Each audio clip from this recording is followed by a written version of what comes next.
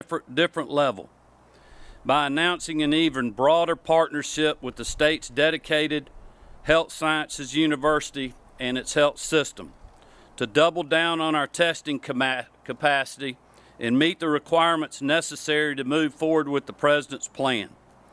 As many of you know, Augusta University Health launched a telemedicine app as part of their comprehensive plan to screen, test, and treat Georgia patients through an algorithm designed by medical experts at the Medical College of Georgia. This app has enhanced public health while reducing exposure for our doctors, nurses, and medical staff. We are encouraging symptomatic Georgians and asymptomatic individuals on the front lines or in long-term care facilities to download this app this week and begin the screening process. Georgians can access the app by visiting augustahealth.org or downloading AU Health Express Care on your smartphone. You can also call 706-721-1852.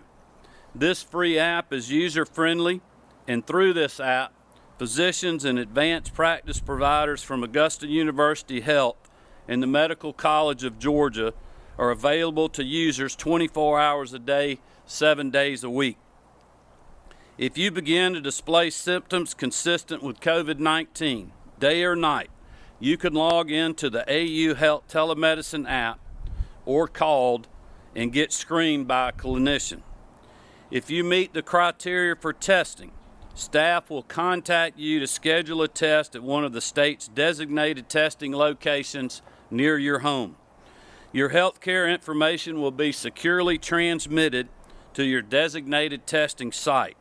This streamlined process reduces stress on both the patient and the testing site workers. Once you arrive for your appointment, you will provide a specimen for testing. From there, we will leverage the power of several key academic institutions in this state to process these tests.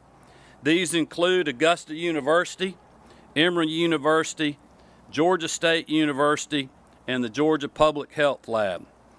In roughly 72 hours, you will be able to access your test results via a secure patient portal, and a medical provider will contact you directly if you are positive.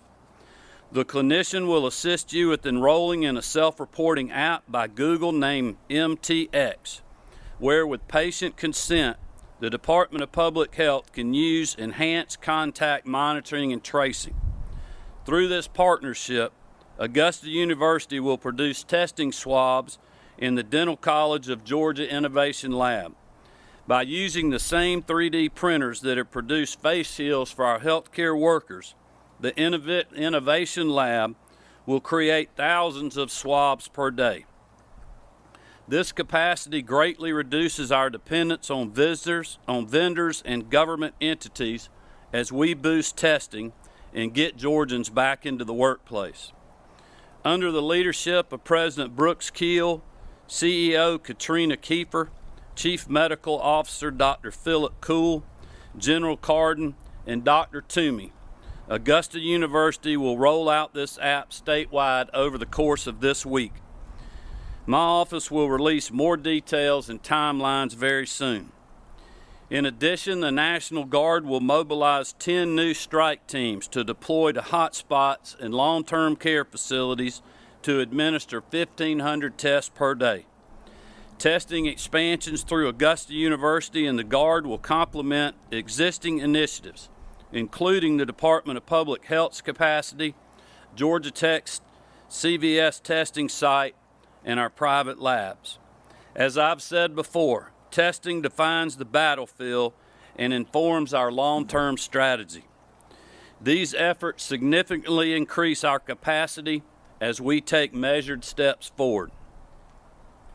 Throughout this entire process, from creating the Coronavirus Task Force to today, we have relied on data, science, and the advice of healthcare professionals to guide our approach and decision making. We have been surgical, targeted, and methodical, always putting the health and well-being of our citizens first, and doing our best to protect lives and livelihoods in every part of our state. In the same way that we carefully closed businesses and urged operations to end to mitigate the virus spread, today we are announcing plans to incrementally and safely reopen sectors of our economy. To help in this battle against COVID-19, healthcare facilities across Georgia voluntarily paused elective surgeries to reduce equipment and personnel shortages. This selfless act by healthcare leaders enhanced our ability to keep Georgians safe. However, many now find themselves in a difficult financial situation, some losing millions of dollars a day as they sacrifice for the greater good. This is not sustainable long-term for these facilities. Given the recent changes in modeling as it relates to surge capacity and national supply as the needs of other states diminished, and following weeks of discussions with hospital leaders and medical providers, I believe Georgia is positioned to secure the necessary personal protective equipment for healthcare facilities to resume elective surgeries deemed essential. Hospitals should continue discussions in their regions to ensure patient safety and the safety of their workforce, making sure that is a priority. I want to applaud all the hospitals, ambulatory surgery centers, doctor's offices, dental offices, physical therapists, and healthcare professionals that answered the call of duty and voluntarily closed their doors. It is impossible for me to adequately express my grateful appreciation to you all. And to all of the Georgians who waited on getting an important procedure to allow us to get to the other side of this curve, I also would like to thank you. Your sacrifice literally helped us save lives. Given the favorable data, enhanced testing, and approval of our healthcare professionals, we will allow gyms, fitness centers, bowling alleys, body art studios, barbers, cosmetologists, hair designers, nail care artists, estheticians, their respective schools, and massage therapists to reopen their doors this Friday, April the 24th. Unlike other businesses, these entities have been unable to manage inventory, deal with payroll, and take care of administrative items while we shelter in place. This measure allows them to undertake baseline operations that most other businesses in the state have maintained since I issued the shelter-in-place order. This measure will apply statewide and will be the operational standard in all jurisdictions. This means local action cannot be taken that is more or less restrictive. Over the next few days, we will continue to closely monitor existing and potential hotspots in our state. I stay in regular contact with local leaders across Georgia, especially those in Dougherty County and surrounding counties, to ensure that we are providing adequate support. Right now, in Albany and Dougherty County, we are seeing great improvement. I talk to Commission Chair Chris Cahias on a regular basis to ask if further action is warranted. And rest assured, if any community needs the state to intervene, we will do so with their input as well as their partnership. Now, the next point is a very important one. The entities which I am reopening are not reopening as business as usual. Each of these entities will be subject to specific restrictions, including adherence to the minimum basic operations, social distancing, and regular sanitation.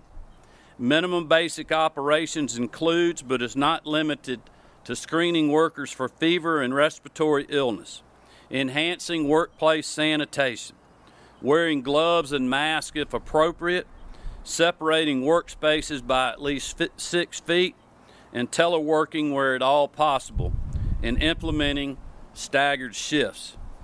Subject to the specific social distancing and sanitation mandates, theaters, private social clubs and restaurant dine-in services will be allowed to reopen on Monday, April the 27th. We will release more information over the next few days. Bars, nightclubs, operators of amusement park rides, and live performance venues will remain closed. In the days ahead, we will be evaluating the data and conferring with public health officials to determine the best course of action for those establishments. By taking this measured action, we will get Georgians back to work safely without undermining the progress that we all have made in this battle against COVID-19. Today's announcement is a small step forward and should be treated as such. The shelter-in-place order is still active and will expire at 11:59 p.m. on April the 30th for most Georgians. We urge everyone to continue to follow CDC and DPH guidance by sheltering in place as often as you can. Limit your travel and limit who goes with you on errands to prevent potential exposure. If possible, wear a mask or covered clothing when you're in public to slow the spread of coronavirus. For the medically fragile and elderly Georgians, make plans to shelter in place through May the 13th, the date Georgia's public health emergency expires. Given the heightened risk of adverse consequences from your exposure to coronavirus, this is recommended and the safest path forward. We will release more details as we near the end of the month so the medically fragile and elderly Georgians will have adequate time to prepare. I want to continue to call on all my fellow Georgians to protect our elderly, limit your direct contact, and help them navigate the weeks ahead.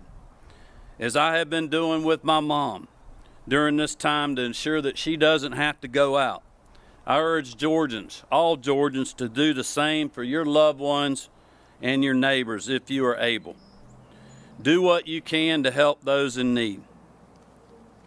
For places of worship, holding in-person services is allowed, but under the Phase 1 guidelines, it must be done in accordance with strict social distancing protocols. I urge faith leaders to continue to help us in this effort to keep their congregations safe by heeding the advice of public health officials. Of course, online, call-in, and drive-in services remains a good option for religious institutions. I do want to thank all of the faith leaders across this state who have stepped up and put their congregations in their state many times in front of their own institutions for the greater good. I'm so thankful for you all, and I know many of you that is a painful decision that you had to make, and I know that financially it is tough as well. I feel that pain myself, but I want to thank you and encourage you to do the right thing and to help us continue to fight the coronavirus. I also realize that there are people that want to go back to in-person services. And if you do, just make sure you are following the advice and the guidelines. And I've spoken to many who are already implementing those policies, and we're glad to help you in that fight. While I'm encouraged by the data, proud of what we have accomplished, and confident that our plan moving forward, I know that the journey ahead is going to be a long one. We must remain laser focused on defeating this virus and keeping our citizens safe. We must find ways to revitalize communities that have literally been devastated by COVID-19. We must identify opportunities for economic growth and prosperity. We will have to have tough conversations about the budget, state spending, and our priorities and values as a state. Those conversations are underway, but here's what I know. If we remain united, just as we have in this fight against COVID-19, we can overcome the challenges and the obstacles that are ahead of us. But if we allow politics, partisanship, elections, and egos to divide us, during this important inflection point, our entire state will suffer.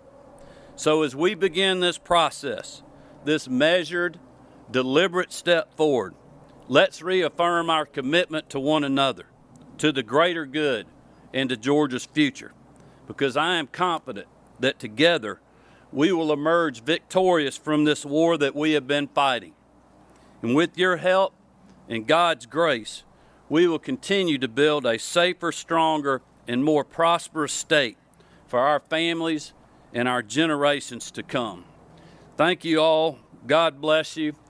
And it's my honor to turn the podium over to Lieutenant Governor Jeff Duncan to make a few remarks, and he'll turn it over to the speaker. And I want to thank both of these gentlemen for a great partnership, for their support, and for also being with us today. Thank you. Lieutenant Governor.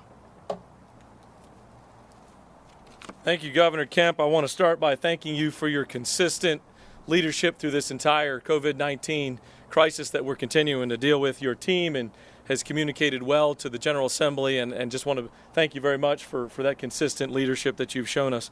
Also want to thank many of the departments and agencies that are working so hard right now to continue to keep the health and well-being of so many Georgians in their focus. And I want to personally thank Director Homer Bryson and Dr. Toomey for your great efforts as we move forward through this process. Also want to thank millions of Georgians who are personally sacrificing so much right now for the better good, for your families, your communities, your businesses, your education. I want to personally thank so many of those people in Georgia for their personal sacrifice throughout this pandemic.